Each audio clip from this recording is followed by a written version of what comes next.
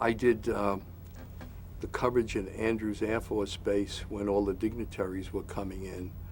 And I remember while we were doing that coverage, the Oswald was killed by Jack Ruby, and I remember I was watching the network, and we were watching people coming off the planes at the same time and feeding that in, and they cut to Dallas, and I watched him being shot on the air. I couldn't believe it. It was the first there was somebody being murdered right on the air live.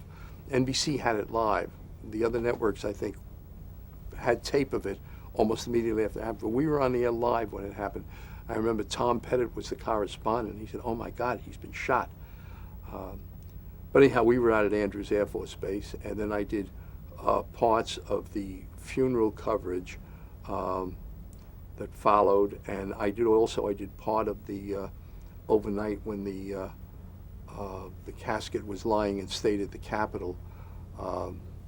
They lined up at the Capitol, and I think the lines went out of the Capitol, and they went 14 blocks one way and then 14 blocks the other way. So you got in a line, and you had to go up 14 blocks and around 14 blocks back to get into the Capitol, to go through the rotunda to see the coffin lying in state. And I think the last people that went through there somewhere around midnight or 1 o'clock in the morning. They were the last people in line that got to go all the way through the rotunda before they had to stop it. So it took about 7 or 8 hours to go through it. It was a very long line. And what was your role in the funeral coverage?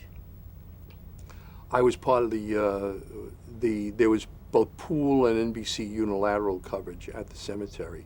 NBC happened to be the pool. I wasn't the pool. A director named Charles Jones was, but I was the NBC only coverage of the funeral.